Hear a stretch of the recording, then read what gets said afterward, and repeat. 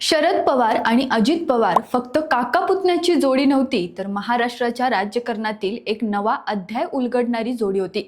पण प्रश्न असा आहे, शरद पवारांनी 1991 मध्ये लोकसभेची निवडणूक लढवण्यासाठी आपल्या पुतण्याला का निवडले? पुढच्या पिढीचा प्रतिनिधी म्हणून त्यांनी अजित पवारांमध्ये कोणते गुण पाहिले?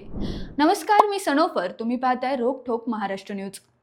राजकारणात वारसदारीचा प्रश्न नेहमीच चर्चेचा विषय राहतो। 35 वर्षांपूर्वी शरद पवारांनी 27 वर्षांच्या अजित पवारांना बारामतीचा प्रतिनिधी म्हणून निवडताना त्यांनी या प्रश्नाचे उत्तर त्यांच्या निर्णयातून दिले। अजित पवारांचा प्रारंभिक प्रवास सहकारी क्षेत्रातून सुरू झाला। 1983 ते 84 मध्ये ग्रामपंचायत निवडणूक, 1984 मध्ये छत्रपती साखर कारखान्यात संचालक पद, या अनुभवांनी त्यांची क्षमता सिद्ध केली। शरद पवारांनी हळूहळू त्यांना सामाजिक आणि राजकीय कामांमध्ये सामील केले, जिथे त्यांचा प्रतिभा दिसून आला। काका पुतण्याची जोडी एकमेकांच्या मार्गदर्शनाखाली बळकट झाली। 1986 ते 88 मध्ये अजित पवारांनी बारामतीच्या गावांचा आणि तालुक्याचा अभ्यास करून स्थानिक राजकारणाची नाडी ओळखली।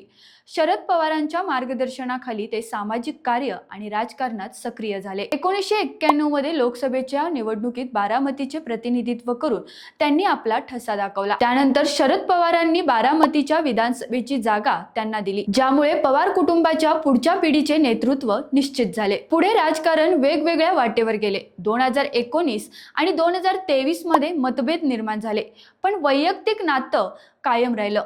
अजित पवारांच्या निधनानंतर हा प्रवास इतिहासाचा भाग बनतोय।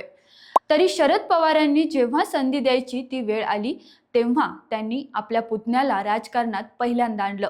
हे नक्कीच स्मरणीय ठरेल। रोकठोक महाराष्ट्राला सबस्क्राईब करा आणि बेल आयकॉनवर क्लिक करायला विसरू नका।